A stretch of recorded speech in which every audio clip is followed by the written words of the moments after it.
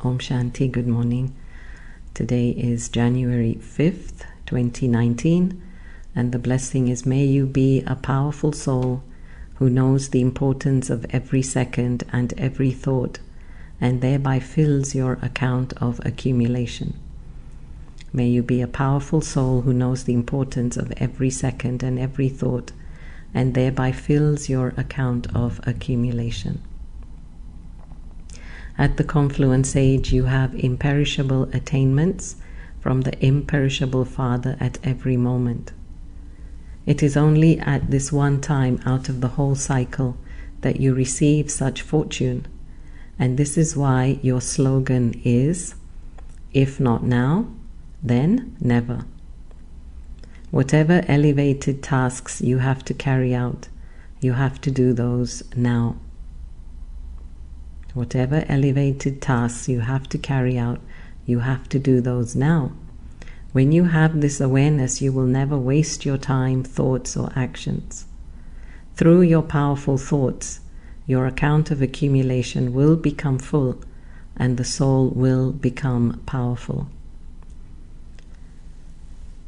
So there's a very lovely saying in English that make the hay while the sun is shining. And the confluence age is the age in which the sun is shining. And so if we aren't accumulating now, then there's no other time to accumulate.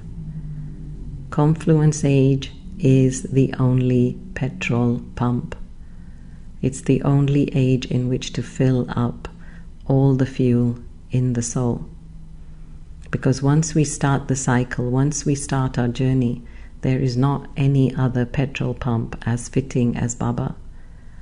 And so Baba is the Almighty, and He has abundance. And He has, imagine He has for 6 billion souls. So imagine how much love Baba has, stored within Him. Imagine how much power He has within Him, how much benefit or feelings of benefit He has within Him. So that's why Baba is known as the ocean, the Almighty, that He has for every single soul whatever they need. And confluence age is powerful because it is the meeting of the two. It's the meeting of the dark and the light. In fact, don't you feel that dusk and dawn are the most beautiful times of the day? When there's sunrise and sunset, isn't it like not just the sky, but just the evening, the ambience? It's just a very lovely feeling. So confluence age is the meeting between the iron and the golden. And actually, if you look at the cycle, when we draw the circle, we draw it mostly from the top. So golden age, right? Golden age is coming down, right? We draw the line and it comes down, then we make it round at the bottom, and then we start bringing the line back up again.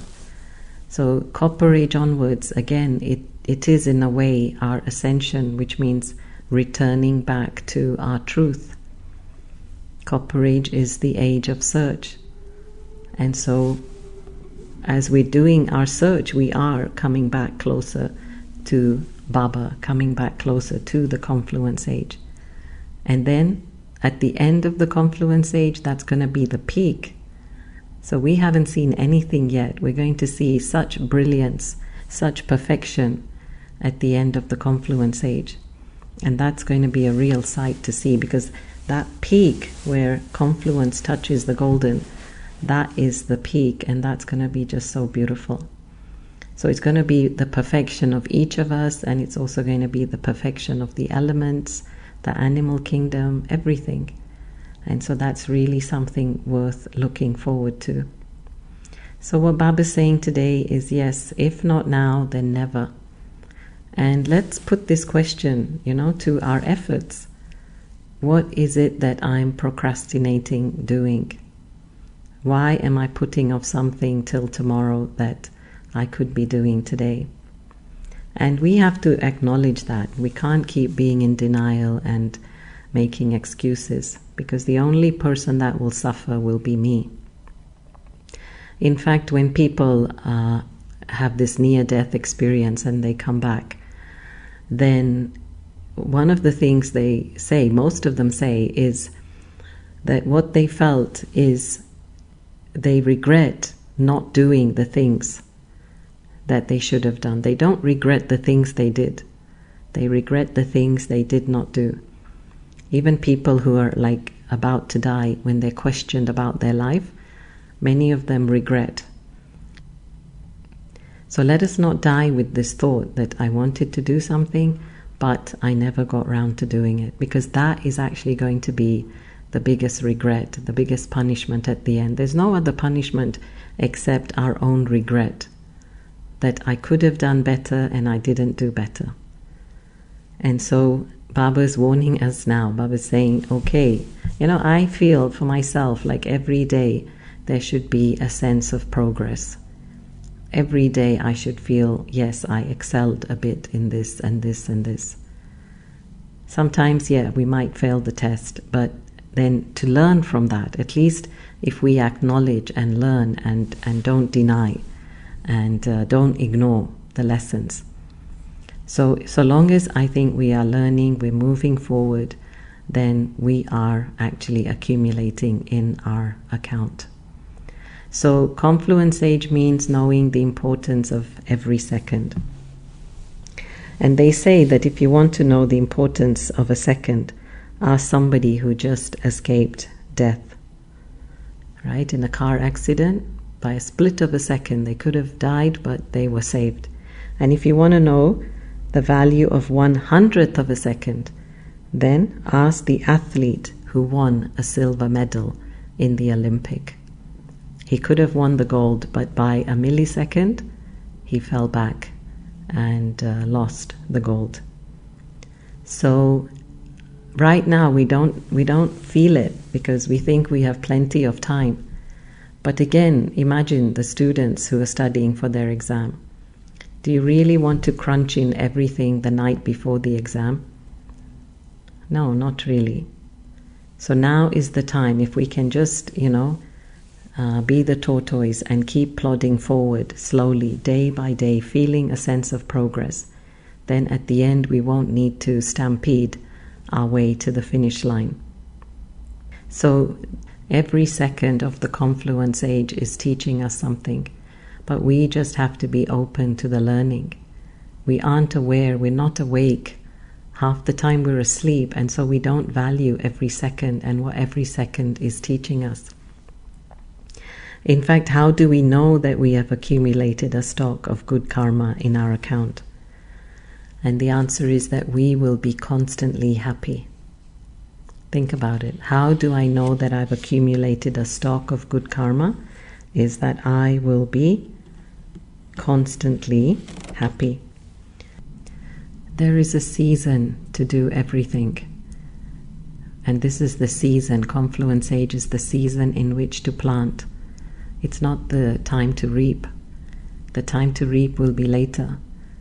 So like with everything in life, we go through cycles and circles. And so now is the time to plant a seed every second. Because knowing that we will, we want to reap something later. So there's the story of the ant and the grasshopper. So every summer the ant would work hard and take food and put it into her little hole, whereas the grasshopper would just have a lot of fun and run around.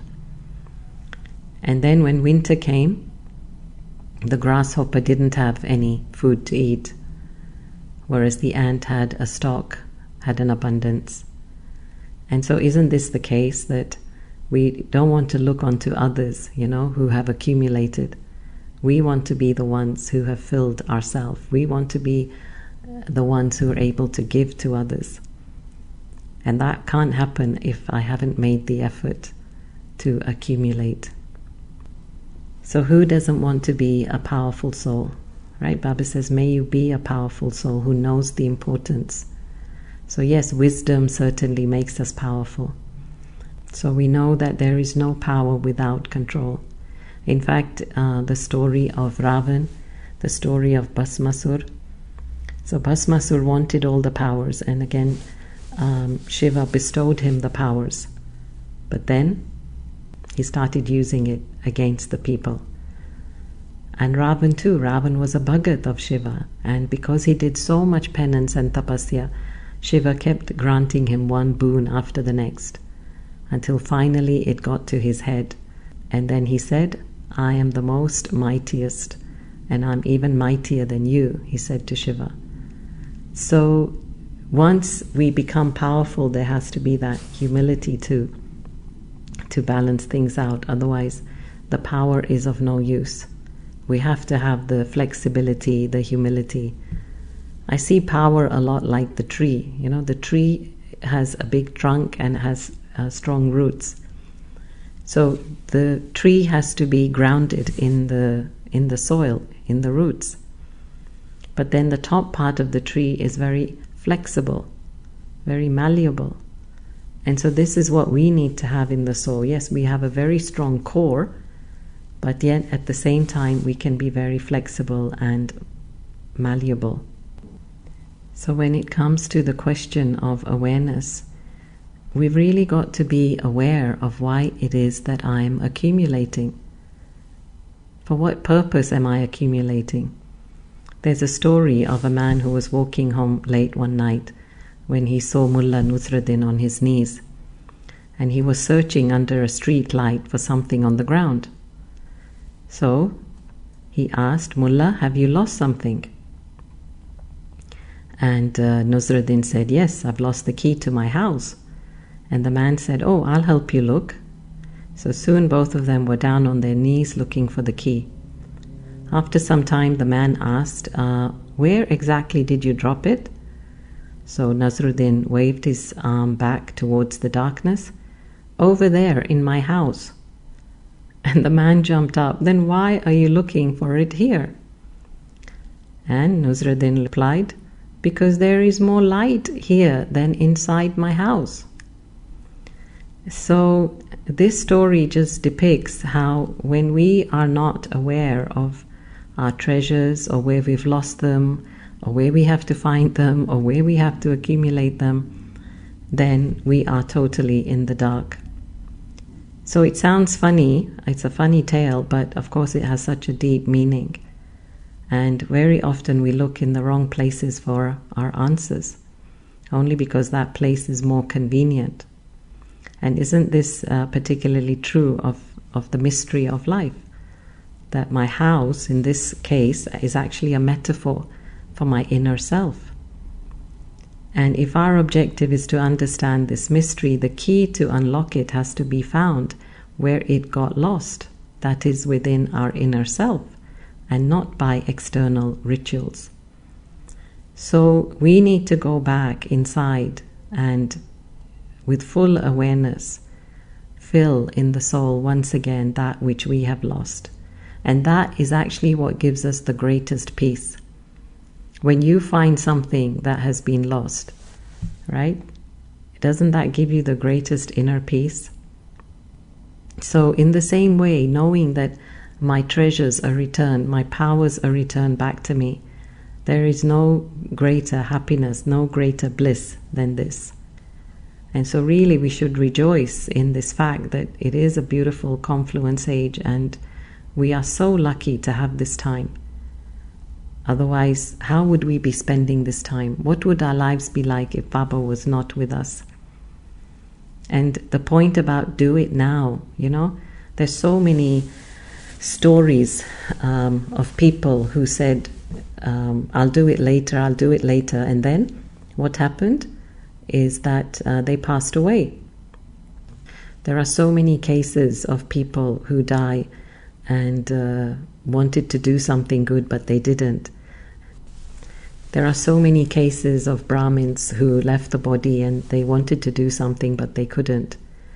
And there's a particular story I remember of some rich brother, and he died, and when the trance messenger went up, the message she brought back was that this brother is telling Baba in the subtle regions, Baba, please let me go and sign off the rest of the money to you.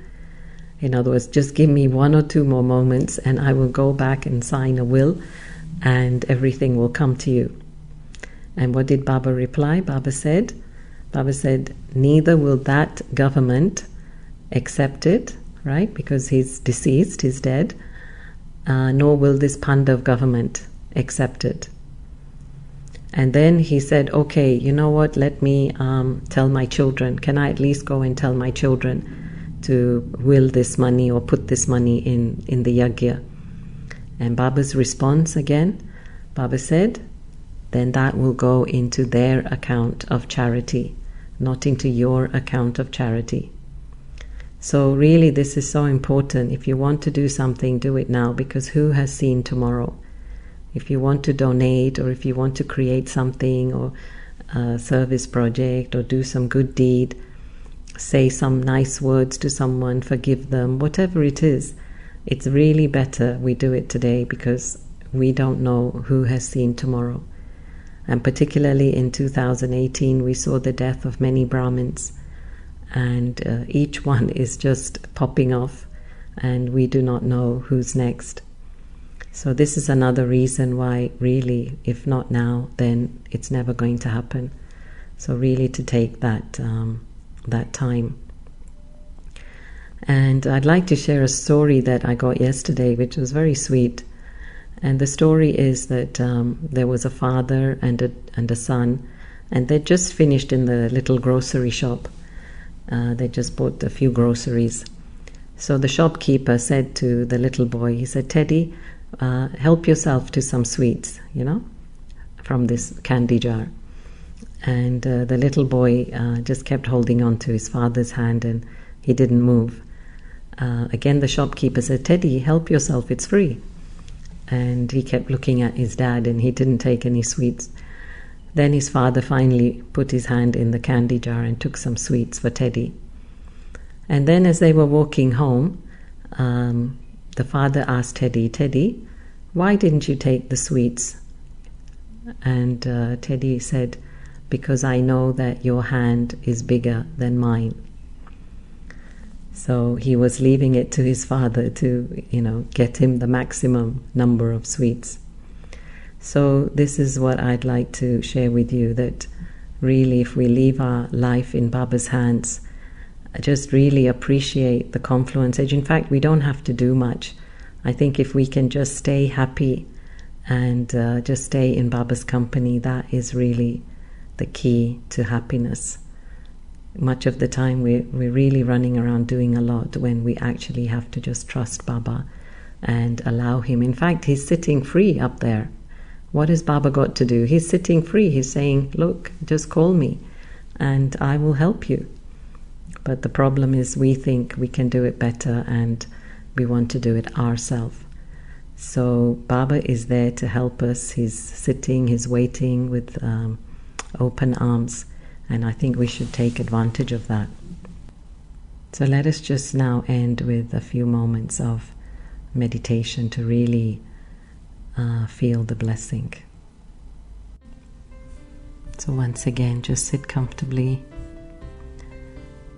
and let us turn to our inner world of thoughts and feelings. And let me check, what is my feeling at this moment? Is it a good feeling, a peaceful feeling, a loving feeling? Or am I agitated and frustrated?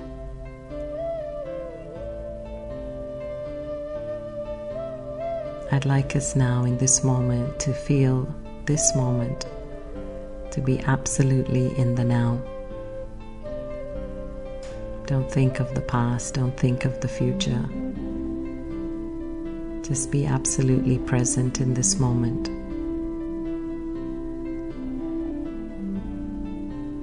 Nothing to worry about of the future, and nothing we can change about the past. All we can do is be absolutely still in this moment. Still and present, and appreciate and absorb this moment in the drama.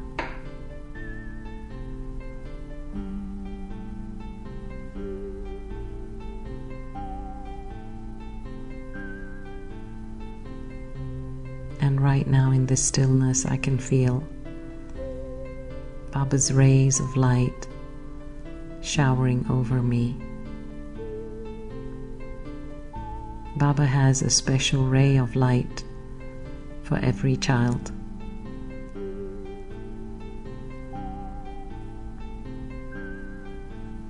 I have my own special ray of light, my own special unique connection with Baba.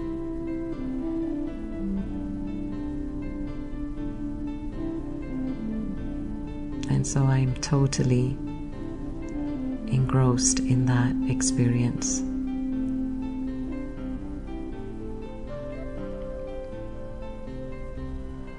I envelop myself with Baba's love.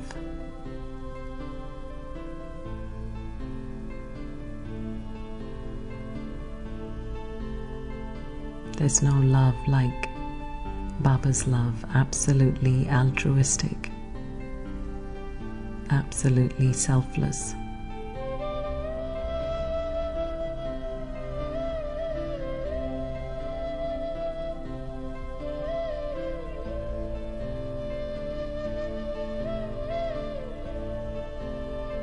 Thank you, Baba, for being in my life. Thank you for making me powerful once again. Thank you for seating me on my seat of self-respect, teaching me exactly where to step in, where to step out, when to say something, when not to say something. Baba teaches us every detail of how to be in the drama, how to be with the drama.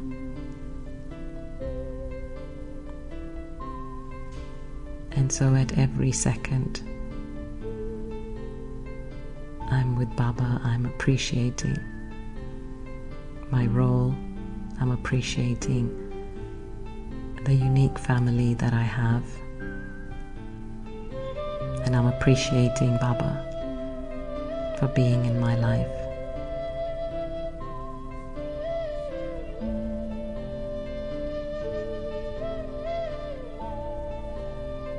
I decide now that whatever I want to do, I will do it immediately after this meditation.